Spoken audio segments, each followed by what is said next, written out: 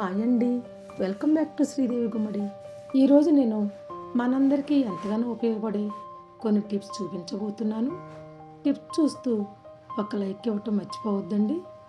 Tip 1, జుట్టు ఊడకుండా ఉండాలంటే ఒక టిప్ చెప్తానండి.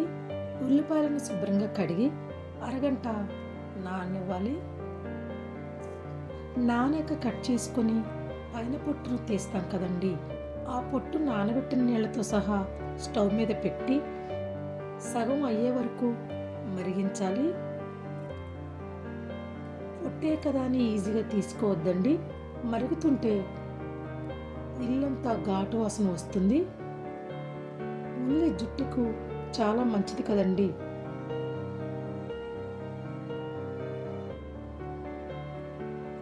ఈ నీళ్ళు సగం వరకు అయ్యాక ఒక గిన్నెలో వడపోసుకోవాలి.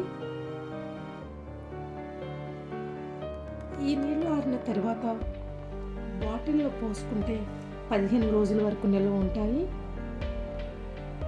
ఈ నీళ్లను వారానికి ఒకసారైనా సరే జుట్టుకు అప్లై చేసి గంట తర్వాత తలస్నానం చేస్తే జుట్టు కుదుళ్ళు గట్టిపడి ఓడకుండా ఉంటుందన్నమాట. వచ్చేసి శనక్కాయలు ఒలిచినంత ఈజీగా ఒక్క సెకండ్లో వెల్లుల్లి రెబ్బల నుండి పొట్టును సులువుగా తీయాలంటే ఒక టిప్ చెప్తానండి. స్టవ్ మీద నీళ్లు పెట్టి కాగిన తర్వాత వెల్లుల్లి రెబ్బలను వేసి 10 నిమిషాలు వదిలేయాలి. ఈ నీళ్లు ఆరిన తర్వాత ఇలా చేత్తో తీస్తే చాలండి, వెంటనే పొట్టు వచ్చేస్తుందన్నమాట. చూస్తున్నారు కదా ఎంత ఈజీగా పొట్టు వస్తుందో.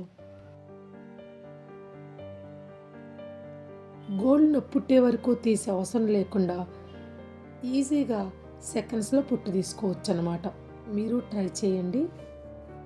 ఇక టిప్ 3, వాష్ బేసిన్స్ కానీ షింకులు కానీ చెడు వాసన రాకుండా ఉండాలంటే ఒక టిప్ చెప్తానండి. కలరా ఉండలు తీసుకొని ఒక్కో వాష్ బేసిన్ లేదా షింకుల్లో ఉండే హోల్స్ దగ్గర ఒక్కో ఉండను వేసి ఉంచాలి. ఇలా వేస్తే బ్యాడ్ స్మెల్ రాకుండా ఉండటమే కాకుండా కలరా ఉండల వాసనకి సన్న సన్న దోమలు ఇంకా నుసుపురుగులు లాంటివి కూడా రాకుండా ఉంటాయండి. టిప్ 4, గుడ్లు ఉడికించినప్పుడు గిన్నె నల్లగా అవ్వకుండా ఉండాలన్నా ఇంకా గుడ్లు చెట్లకుండా ఉండాలన్నా చిన్న టిప్ చెప్తానండి. ఉడికించే ముందు నీళ్ళలో వాడేసిన నిమ్మ చెక్క, చిటికెడు సాల్ట్ వేసి ఉడికించాలి. ఇలా చేస్తే గుడ్లు చెట్లకుండా ఉండటమే కాకుండా పొట్టు కూడా ఈజీగా వస్తుందన్నమాట. ఓకే అండి, ఈ వీడియో మీకు నచ్చితే కనుక ఒక లైక్ ఇచ్చి నా ఛానల్ని సబ్స్క్రైబ్ చేసుకోండి. Thanks for watching. Please like, share and subscribe.